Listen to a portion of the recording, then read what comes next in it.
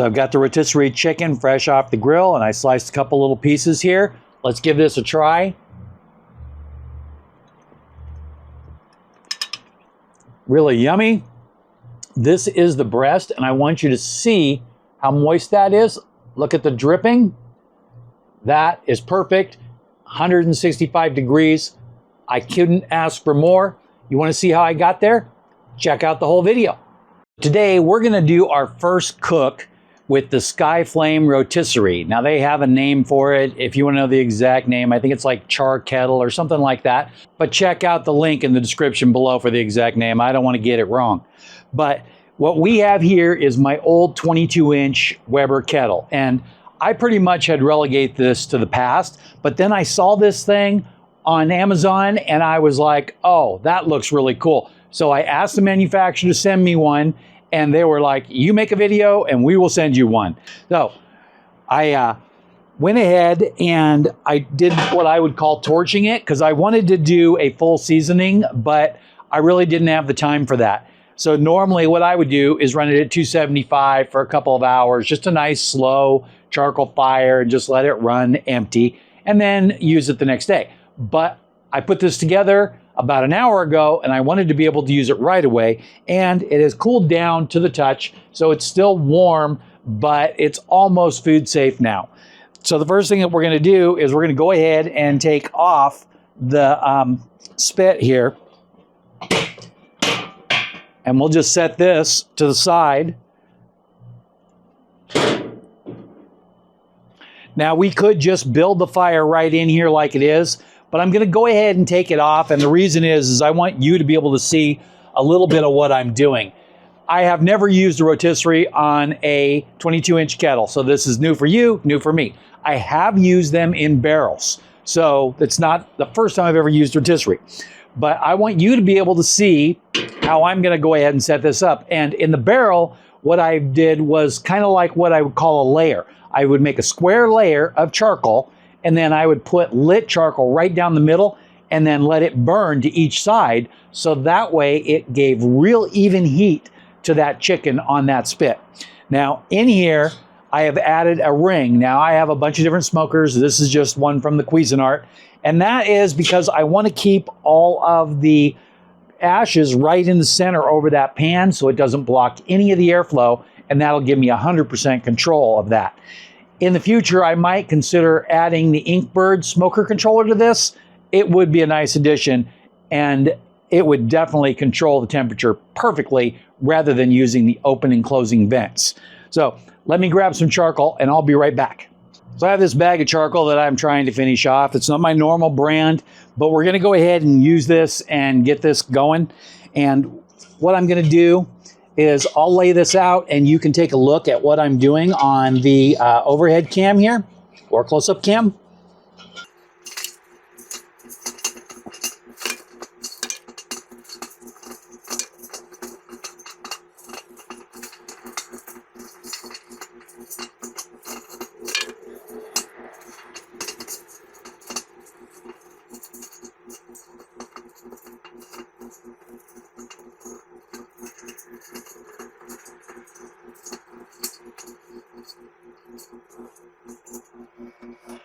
Okay, now I've got this laid out, and so you should be able to see it pretty well.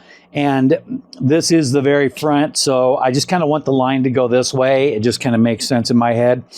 And the idea is I'm going to put a row of lit charcoal right down the middle, and I might need to tighten this up just a little bit so that way it lights better.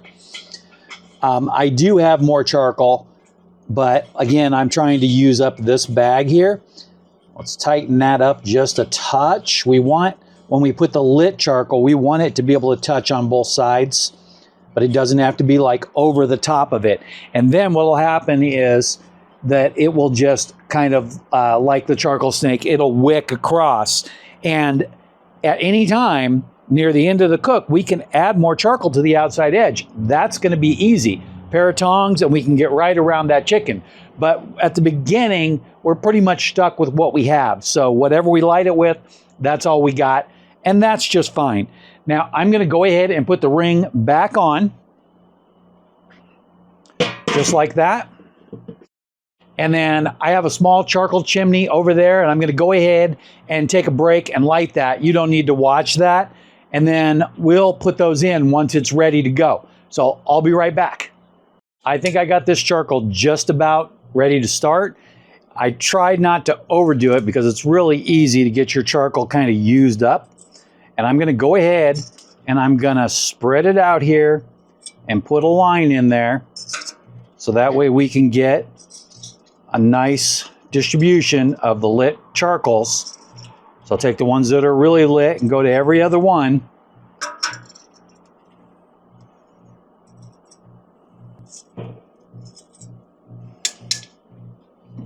And now I'm going to blow on it just a little bit, and if that doesn't work, you know me, I'll be getting out the blow dryer.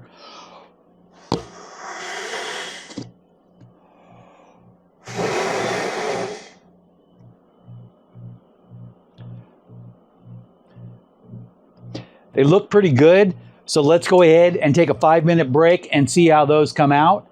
And while I'm doing that, I'll go grab the chicken and bring that out here. I think it's going to be perfect just like this. It just needs a minute or two to get going. So I brought the chicken out here and all of the seasonings that we're going to need. And I went ahead and took a small little video reel right before I started this. And you can see here that this charcoal is barely going good enough to cook. Now I can hold my hand up here, but it is definitely hot. So down a little bit lower, it should be perfect. Of course, we can always stoke it up a little bit more and add a little bit more charcoal to it. Or in my opinion, I think maybe even a couple of blocks of wood to get that little bit of extra smoky flavor in there. And that'll also cause a quick temperature spike. But we can do that with the tongs after we're loaded. And then it might be easier to work without it being too hot. So let's go ahead and take a look at the chicken here. This is just a regular store-bought chicken. It's nothing crazy. I went ahead and pulled out the guts and rinsed it off and then set it in this bag for a couple minutes. And this bag will double as our little mini garbage bag. Now, I would recommend that you make sure that your chicken is satisfactorily dry and trim off anything that's loose. So we've got this, and we have to have garbage bags. We got bees out here, so if you see a bee come by, don't be surprised.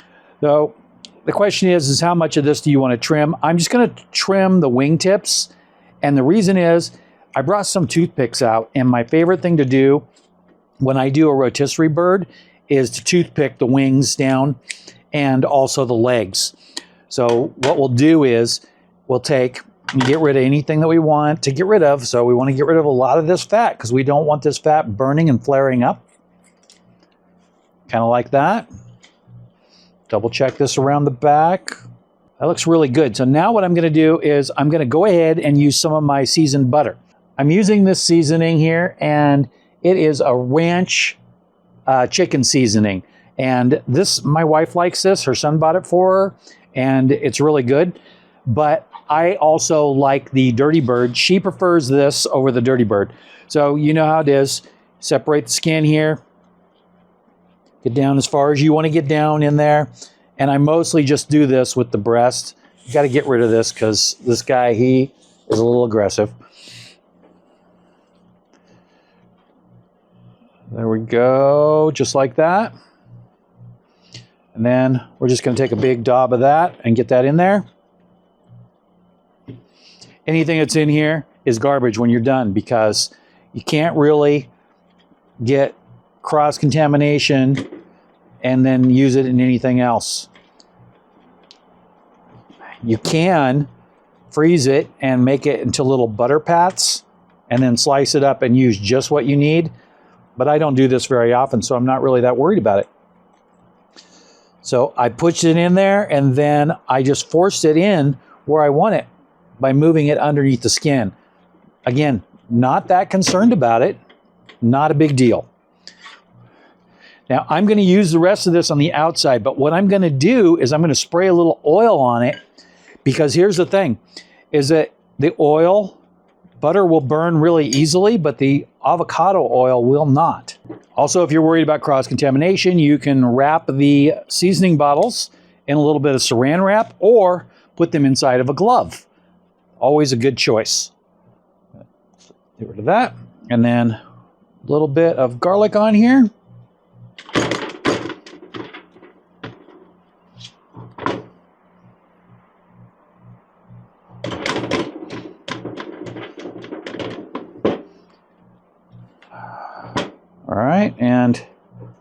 New glove. Okay, now we've got that. And then what I think I'm going to do, I'm going to slide that off.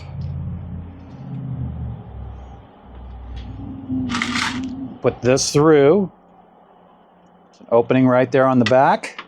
And then I'm going to try to get it as even as possible. All right.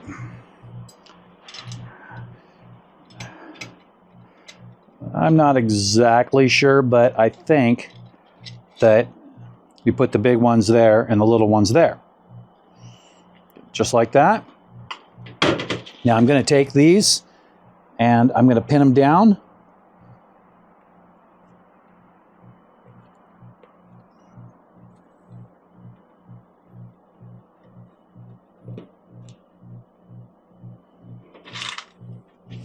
Another thing that you could do is you could use some twine.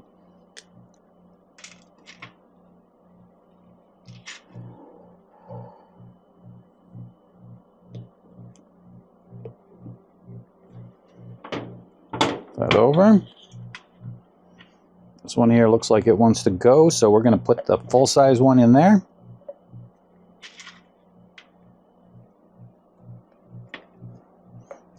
Bees are relentless.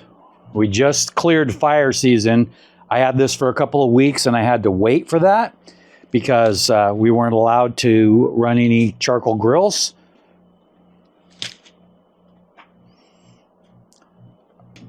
I'm going to go ahead and I'm going to install that. Maybe the bees won't like that.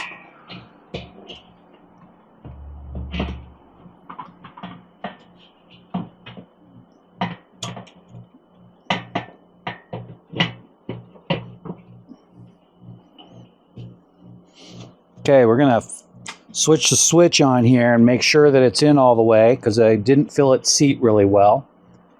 Oh, it's working good. I'm just going to get a little bit more seasoning on the outside here.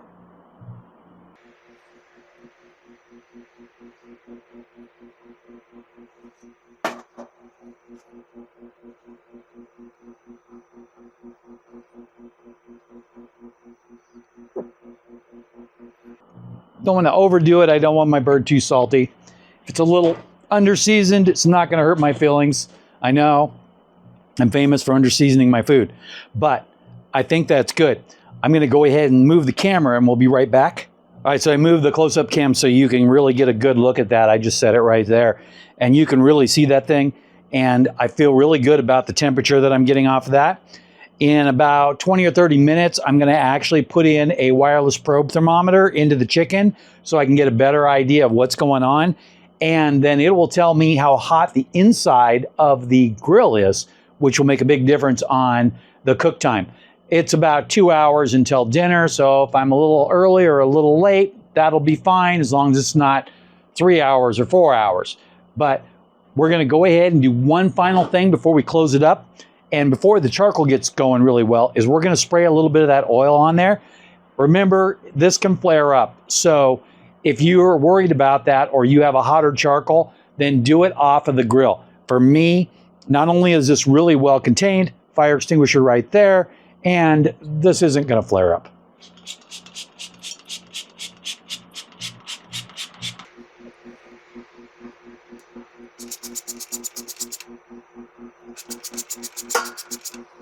The idea is that we want to make sure that we get some oil over top of that butter, and the avocado oil will prevent that butter from burning.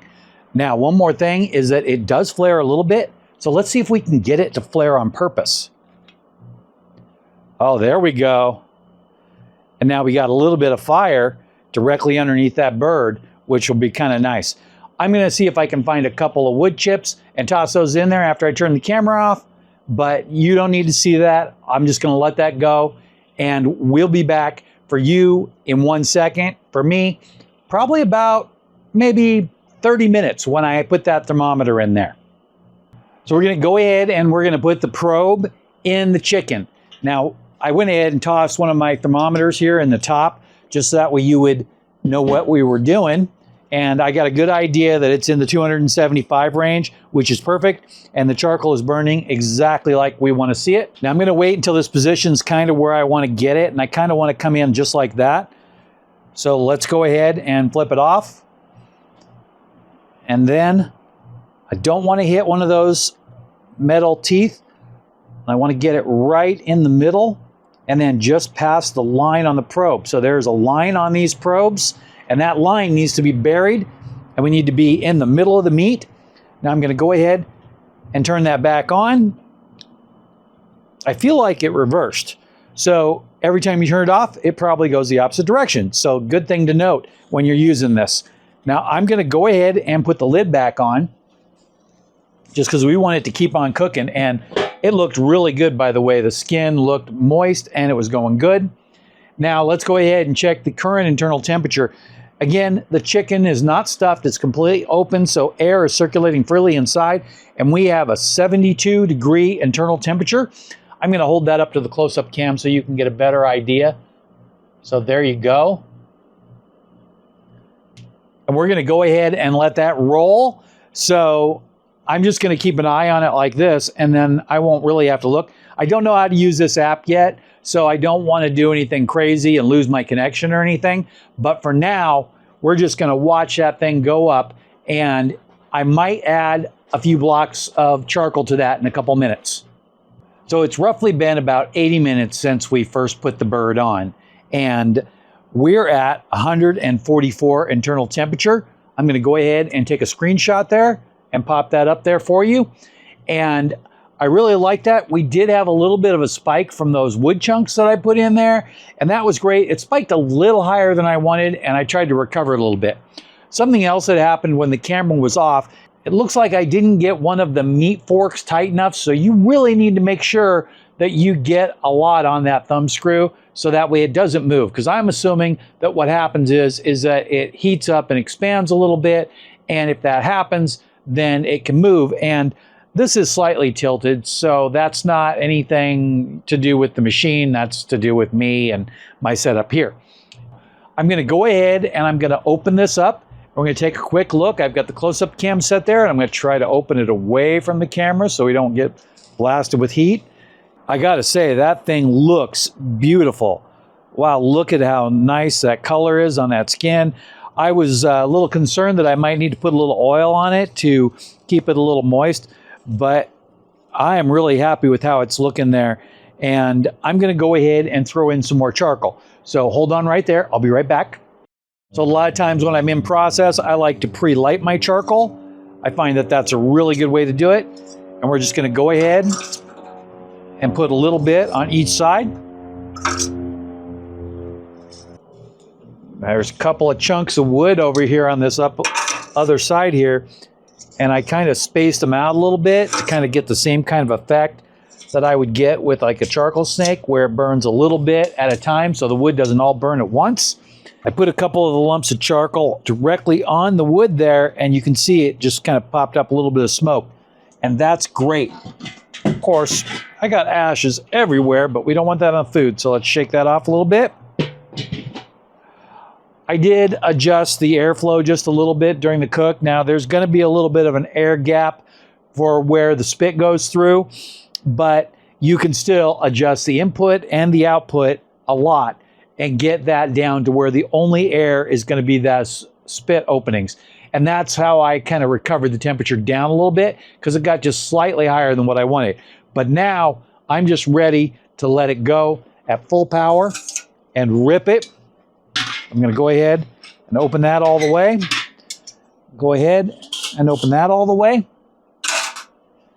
And we're just going to let it roll. So we were at 144 when we started the video. It looks like we're at 145 internal temperature. And I'm going to bring it up to, you know, the target temperature is 165. But I want to get there by resting. I don't want to get there on the spit. So I'll probably pull it right around 157. And I got to say that dinner's going to be probably about 20 minutes late. But that's okay. No one will mind. And it'll be amazingly good because this chicken is looking awesome. So let's go ahead and take another break. That'll just be 1 second for you. So I waited just until the thing turned to 159, and that's when I started recording here. And I'm going to go ahead and take a screenshot, and we'll talk about this for a second. The yellow line here is the temperature going up and down on the ambient temperature. The red line is the internal temperature of the chicken. And you can see the red line is a very smooth climb. We got to 159. I was going to pull it at 157, but I decided maybe just a little more because I don't want to rest it as long as I originally had thought. So it's been about 22 minutes since the last time we talked. And I think that we are in a good position to pull it. I did bring out a sheet of foil. So let's go ahead and take a look at this. And I'm going to just set the lid here because I'm going to put the lid right back on. And got just a little more color there. So it's close on the color. I was hoping just maybe a touch less color, but that still looks really good. Now I grabbed the Cuisinart silicone glove because I want to be able to grab this and not stress about it. So I'm going to pick that up and pull it out just like that. And then I'm going to take it and set it directly on this foil here. And then I kind of folded the foil over a little bit so that way I would get a little bit to wrap it with. And I don't know if the transmitter is going to work through the foil, but we're going to find out in a minute here. So we're not worried about a totally airtight seal, but we want to get it nice so that way it can kind of rest just a little bit. And it looks like we still have connection, and I'll go ahead and pull that up. And we are at 160. Now I'm going to go ahead and put the lid back on the barbecue. And all the vents are open. The motor's off. It's, you know, safe where it's at. And we should be good to go. There's still a little bit of charcoal left in there. And I don't know if you saw that on that close-up cam. Let's just go ahead and pop that open and take a look down in there. A little bit of charcoal left. If we needed another 20, 30 minutes, we would have been fine. But the temperature at this point will start to drop off. But that's okay. It might be perfect for maybe some marshmallows. Who knows? But anyway, we're going to go ahead and take another quick break. 1 second for you. That's going to be 10 minutes for me. And when we come back, I'm going to have a fork and a knife, and we're going to cut into this. So I went ahead and I just took 2 screenshots. And the first one shows the app with its normal temperature mode right before it hit 164.8. And then the second one is almost a second or two after that, and it said it's done, time to take it off. So it was resting, so it was already off, which is perfect. Now I'm going to go ahead and open that up. See if the bees will give us a break. Set up the close-up cam here, so we should be able to get a really good view of that. I did check it to see if this was cool enough to handle, and for me it is. For you it might not be, so exercise care. This is still pretty hot. I'll grab it up here where it's a little less hot, and then set it right there. I'm really happy with how that performed. For, you know, what it is, I think that it is a real decent tool, and I'm pretty happy that they sent it to me. I'm going to go ahead and I'm going to loosen this one and pop that out, and then pop that out. Okay, let's get some of these toothpicks out of here. There was 4 of them, and I remember if you use toothpicks to count them. Don't want anybody getting stabbed in the mouth or anything. Now, go ahead.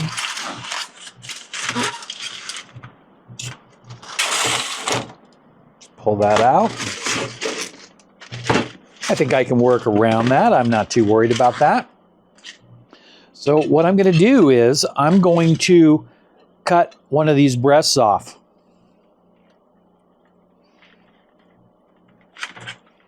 Feels good.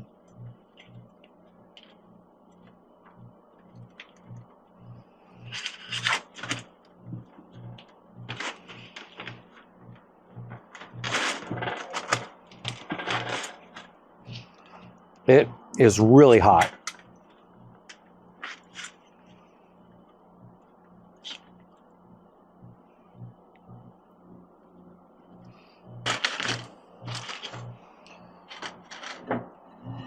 Look at that. That looks perfect. I'm gonna go ahead and I'm gonna slice a little piece right out of the middle there. Oh, look at that, that's moist.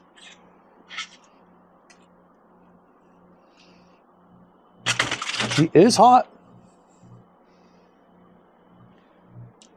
Now, of course, this is just gonna be regular flavor because there's no seasoning in the middle.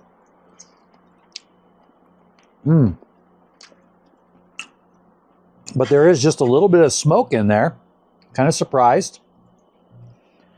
This is a big piece. This has got some of the seasoning on the surface, and then I took a little piece of skin with it.